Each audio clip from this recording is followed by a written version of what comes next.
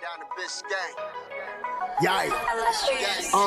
5 on the floor, ride for my dogs. Where here's the thing, you can check the score. Hustle hard, couple scars, wearing rubber frauds. Just like Butler said, you in trouble, y'all. Kept the floor playing, got it all banned. Y'all seen the block, stop with one hand. And Pat, we trust. You sound scared. It's about have the guts, we're here to bring the heat. Y'all can hang it up. Welcome to 5 on the Floor, a daily insider show on the Miami Heat and the NBA, featuring Ethan Skolnick, Greg Sylvander, Alex Toledo, Brady Hawk, and others from the 5 Reasons Sports Network. Also, make sure to subscribe to Off the Floor for the most heat anywhere.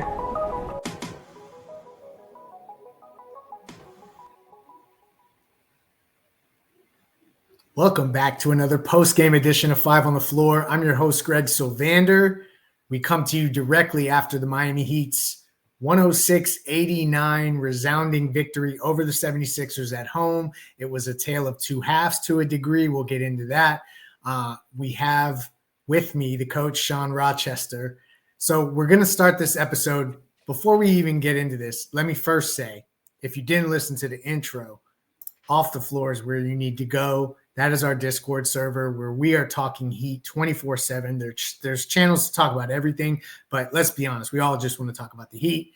That's where you go. $2.99 on your laptop, your desktop, and you can also on your Apple device, $3.99.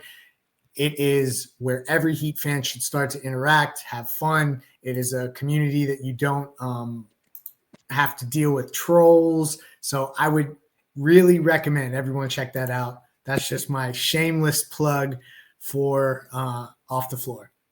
So back to the program. We were on playback here, and it was just when I was getting back from coaching my daughter's basketball team. We had practice tonight, so I missed a lot of this game, admittedly. The Heat were down, and everybody knew that Major Passons was going to be on the postgame show tonight. As you can see, he's not here now. And they thought that there's a running bit, basically, that Major's bad luck. And that every time he's on the postgame show, because this was fact, the Heat lose. So everyone wanted him off the show. So we had people that are part of our playback community, Killard and Donnie, both with their hard-earned money, kindly donated to have Major kicked off postgame tonight to ensure that the Miami Heat would get the victory. So we considered it, but no. Major Passons joins us. We are going to dive into tonight's episode. It is only right. First off, Major is not that powerful. So let's just get that straight. None of us are that powerful. But two, we were waiting for the streak buster, Major, and it is here. It's against the Sixers. We would never rather be the Sixers. So all good things. Let's start here, though. And Sean, I'll come to you first on this one. Because I didn't see the first quarter. I was coaching 7 and 8-year-olds at that time. What went on? Because when I got to the car, it was 39-25, I think, Philadelphia. And I think the lead even got worse than that Philly was up. And so to me, I didn't know what I was getting home to for this game. What happened to start this that kind of had Miami off the rails? Well, Greg, to be quite honest, and I don't want to say this to offend the 7 and 8-year-olds that you coach or your coaching abilities, but what you saw in the first and second quarter was a lot of what I would say is 7 and 8-year-old basketball. 7 and 8-year-olds, generally they can't shoot from behind the arc. It's too far. I don't think we shot the ball very well in the first half. We were very low percentage. Even at halftime, we're poor. We threw the ball to the wrong team. 7 and 8-year-olds do that all the time. They're confused. They don't know who the defense is. We did that a lot also. There were a lot of pick six plays where they just stole the ball, went down and scored. Jared McCain was just absolutely destroying us in many circumstances in the first half. I don't know if it was the power of the super chats and everything that happened around Major circumstances, but something clicked sometime in that second quarter, and they just continually cut into the lead. I remember in playback today, like Adele said over and over, let's get it to 10 or less. And I believe we were down 3 at half. And once we came into the third quarter, which is a new circumstance for the Heat, it was over. Like, we just rolled them and coasted through that second half. And I'm sure we'll get into more detail with it, but it was really the supporting cast. Now, Jimmy Butler was great, but that supporting cast tonight, guys stepped up. We definitely have to give them their shine because they really did a good job tonight. Yeah, there's a particular guy off the bench that we are going to give flowers to this evening. But before we do that, before we get into the player of the night, player of the game, Major, what do you have to say for yourself now that the streak is officially busted? And also you were privy to and a witness to all of what went on playback as well. So what are your feelings at this moment as the Heat finally get a victory while you are on post-game show? I kind of feel like Tyler Herro, for like years, everyone's like, get rid of Herro, get rid of him, get a star, then, we have the start. Now it says like Spo, like you sound scared. That's what I felt like today. We went down massively. Everyone sounded really scared. But then, came in clutch like Herro always does. I'm back, baby. I don't know what to do after wins. I really don't. I'm like so excited right now because I'm usually depressed. But man, no one loves the Heat more than me, and I'm finally not cursed. I'm so happy. There you go. It's funny. People on playback really didn't want you to come on this show tonight, but we were holding firm. We create a schedule and we stick to it here at the network. And so on we go. Let's get into specifically, and we're going to talk about both sides. We're going to talk about the Sixers, some stat lines there as well. But let's start off with the aggressive player of the game. And now it's time for the A-Aggressive Insurance Player of the Night, sponsored by our friend Lynette. You can find her at insurancebylynette.com. That's with 2 N's and 2 T's, insurancebylynette.com. If you need car insurance, renter's insurance, homeowner's insurance, or any other type of insurance, she's the person to go to. Based in Lauderhill, she services the entire Tri-County area here in South Florida, and she will make sure to get you the best deal. She'll probably talk to you about the Heat while you're at it. Reach out to her, insurancebylynette.com. And now, the player of the game. So I'm a box score watch for a minute. Major, it has to be Jimmy Butler, right?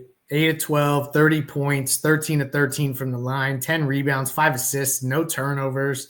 That looks like, as I box score watch, admittedly, because I saw a little bit of Jimmy doing some stuff late, but that's not obviously where he got the bulk of his points.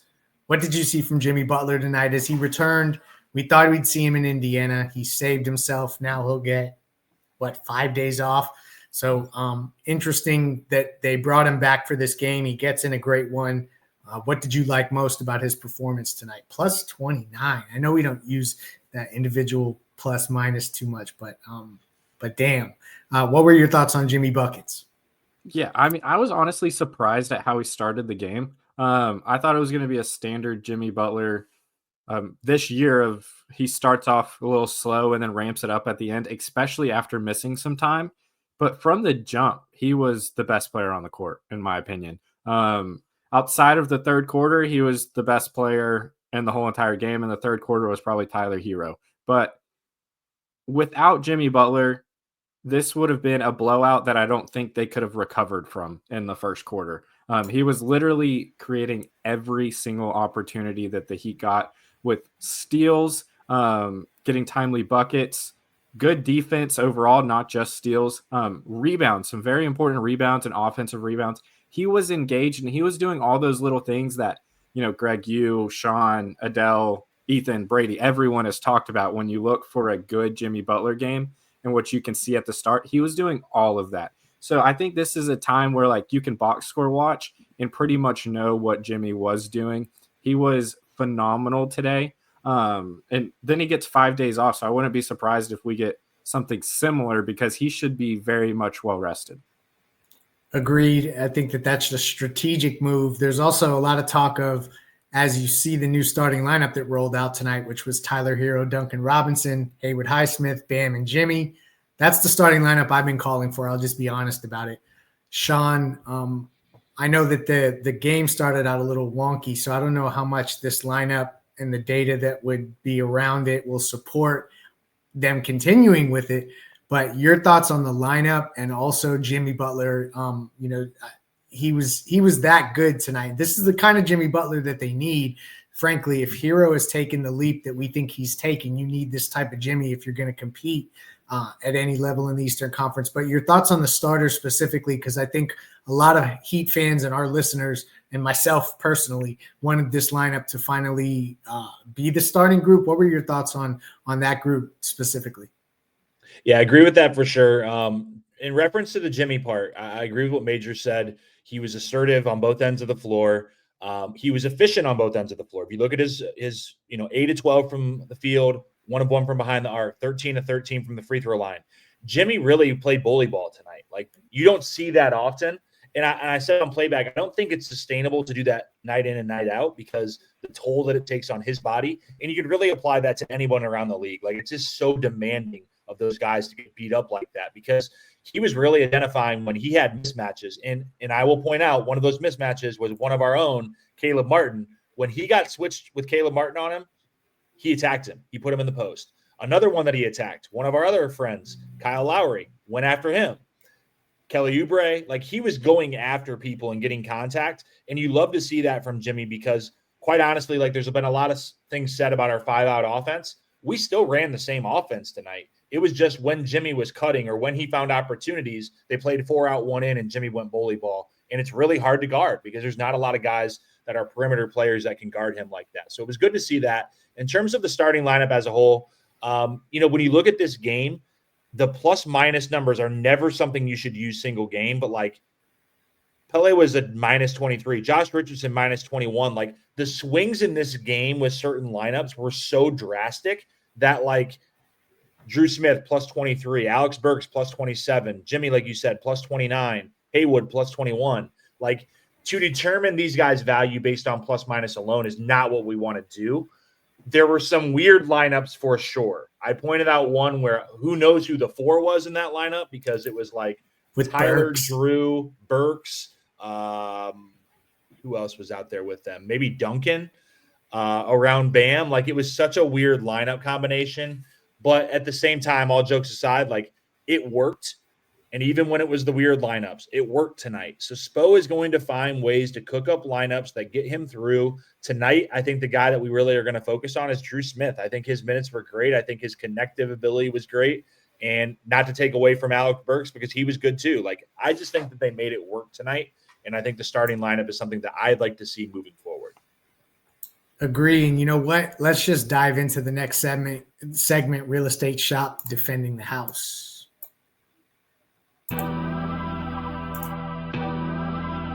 And now it's time for our Defending the House segment, sponsored by our friends over at The Real Estate Shop. You can find them at realestateshopfl.com. That's with 2 P's and an E, realestateshopfl.com, or at the Fort Lauderdale Realtor on Instagram. This is Javier Iglesias and Amanda Martin. They help buyers and sellers in real estate. They're nimble and protective of their clients. They service the entire Tri-County area. That's Miami-Dade, Broward, and Palm Beach counties with a proven on-market strategy. The Real Estate Shop sellers earn the most money in the shortest time frame because Amanda and Javier have a deep understanding of the local market. So check them out. Again, it's at the Fort Lauderdale Realtor on Instagram, realestateshopfl.com, or give them a call at 954-268-9812. And now, who defended the house? This is the part of the show where we give a major shout out to Drew Smith. And Sean, you hit on it a little bit. He was good tonight. Like, not just good defensively, because that's what we should focus on for the segment. 3 steals. But offensively, I thought he was good. He was steady in the way that he handled the ball. Now that Terry's out, and I don't know how long he's out, I didn't get the opportunity to check in with anybody down there in Miami about Terry's situation because it sounds like he said he was dealing with this injury and then it's just flared up even worse or something to that degree. So I need to do a little bit of investigative stuff around that before I speak too much about it. But it looks like Drew Smith could be a part of this group going forward, Major. You've watched Drew Smith. I know you cover the G League a lot as well. What were your thoughts on his game tonight, and do you think he sticks moving forward? I think that this is a situation where Heat fans are going to have to start to learn to love Drew Smith because Spoelstra seems to love him. Your thoughts? Yeah, I mean, I think we also you have the two guests that are perfect for a Drew Smith masterclass. Me and Sean all last year tried to tell everyone Drew Smith was actually playing his role pretty well. This was better offensively than he was last year, but like defensively before he got hurt, he was doing these things as well. He's pretty physical from the guard position. He's not scared of anything. There was even times where he was switched onto I think Embiid and even Drummond, and he's not giving up. Like he's not going to get a stop there most of the time, but he's not giving up. It's not an easy 2 points to where it's just guaranteed. He's at least defending enough to where someone can help and potentially create something along those lines. But he is just a very solid player. And he doesn't make mistakes typically. He might not have those flashy plays, and he might even sometimes take some shots that you don't want Drew Smith taking with the other players on the floor. Like there's one where he took a little step back three, which is probably not what Drew Smith should be taking, right? But he makes all of the correct plays. He's something you need, in my opinion, from a backup point guard. And you see his games like today, and you see why he got the contract last year, why he still got the two-way, even though he was hurt, which a lot of people push back on, including myself, of why are you giving a hurt guy a two-way contract at this time? No one's trying to sign a Drew Smith. But the Heat, time and time again, especially with these pesky point guards that just always make the right play, hard-nosed, love playing defense, get everyone involved, they see something in there that even fans of these players don't always see. And I think it is kind of what you're saying, Greg. Wouldn't be surprised if he still gets more and more run. Maybe not getting bumped up to that standard contract or anything, but who knows there. But I think he will be playing some run, especially if Terry's out. He's earned it, not just this year and not just this game, but even looking back at last year. Sean, before we make fun of a particular 76er for just because that's what we're going to do, any other rotation stuff that maybe jumped out at you in this game? I know on playback everybody was saying, why Josh late in that game, and I know that Nico got limited run. Any of that stuff, do you feel like we should look into? Do you think that those are any of that could be trend-based, or is this just one of those games? Because I tend to think, and correct me if I'm wrong, maybe I'll answer the question before I ask it, that it seems like Spo just started to try a little bit of everything, and then he just kind of found what worked, and maybe this isn't the game that we should take a lot of absolutes from, but you saw more of it than I. Was this a game where you think Nico or Pele or anybody like that kind of did enough to harm themselves going forward?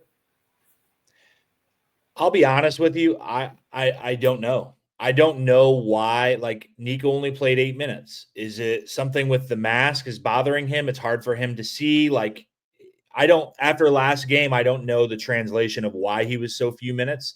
The Josh minutes of 14 minutes, he was not good to the eye test. I think it's something that Spo just trusts him. And then with Pele, like, I think, again, he's a rookie. He's still earning his time. In his 8 minutes to go negative 23, I know we're not looking at plus minus, but like his minutes as a group were not good. And so, again, like to kind of Major's point about Drew Smith, like sometimes when we look at things and we have that untrained eye that Spo talks about, we don't see it and he does. We're not looking at just one game. We're evaluating practice and other things when you're looking at it from a coaching staff's, decision. At the end of this doesn't really matter. Like, we won the game. I think the rotations will figure itself out. I think that you saw good things from Burks. You saw the good things from Drew. But I also don't think that Nico playing 8 minutes is necessarily a permanent thing. The other thing that I'll just point out, and I think that to be fair, because we try to do that and be honest in what we see, this was not a good Bam game again. 5 points on 8 shots, like 13 rebounds. You give him credit for that. Ultimately, Joel Embiid was not much of a factor, only 11 points, 8 rebounds. So you give him credit for that also. It's just still weird with how Bam continues to have sort of those offensive struggles that I wanted to point that out just so that like we're acknowledging that. We won the game, so I don't really care if he struggled. That's what is more important. The one other thing I want to point out before we move on to our friend Kyle, Sixers had an 87 offensive rating. That's the second percentile. So while they were hot in the first half, like our defense clamped down. Our offense was not good. If you're someone that's on Cleaning the Glass, every shade of blue is on there. It's like the ugliest shot chart statistical profile, but our defense was good enough. And ultimately it was good enough to get a win. And that's really all that matters for the Heat right now is winning games. And I'm glad that you did that because I, in my Bam defense, would have just glazed over his performance tonight and moved right on. So I'm glad you're keeping us honest. The Heat, too, when we talk about third quarter and the defense, they held Philly to 16 points. It was the opposite of what we've seen them come out of halftime doing recently. So that's a big thing. I tend to agree that we shouldn't look into too much of the matchup stuff just yet. Let's see how the rotation stuff, Let's see how the matchups go moving forward, Let's go with Kyle Lowry's stat line. We got to get that in here, and then we're going to do our last segment. Yeah, I don't know if you have a cardio sponsor. Maybe we can work on that. Someone that just, works maybe like, I don't know, like a gym around Miami. But that's what Kyle did tonight. We are familiar with this line. 19 minutes, 0 points, 0 for 3 from the field. All of those were three-pointers. No free throws, 1 rebound, 1 assist, 1 steal, 1 turnover, 2 fouls, and a negative 18 plus minus. Now, when we apply it to this type of circumstance, plus minus is very valid in this circumstance. And as I joked with Ethan, he definitely pointed his finger about 74 different times trying to direct everybody what to do while he played poorly. So shout out to Kyle. We love you for everything you did in Miami. We do not miss you. Yeah, I mean, I got to be honest. I think I am kind of happy. I would rather have Terry Rozier on the bench than Kyle Lowry in the game. So let's get to our last segment. We're going to get to the X-ray of the play of the day.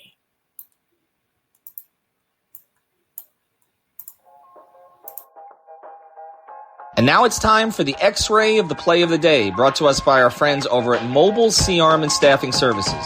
Nelson and his team will bring the X-ray equipment and the staffing to you. If you work in a hospital or a medical office, get a consultation today at c-armandstaffing.com or give them a call at 561-891-9620. Their fleet of trucks at your service. Again, it's Mobile C-Arm and Staffing Services, 561-891-9620. And now, the X-ray of the play of the day. So I saw one good one, so I'm going to throw that out there, but then I'm going to pass the mic to y'all because you saw more of the game than I. But it brought the game to 82-69. Tyler Herro.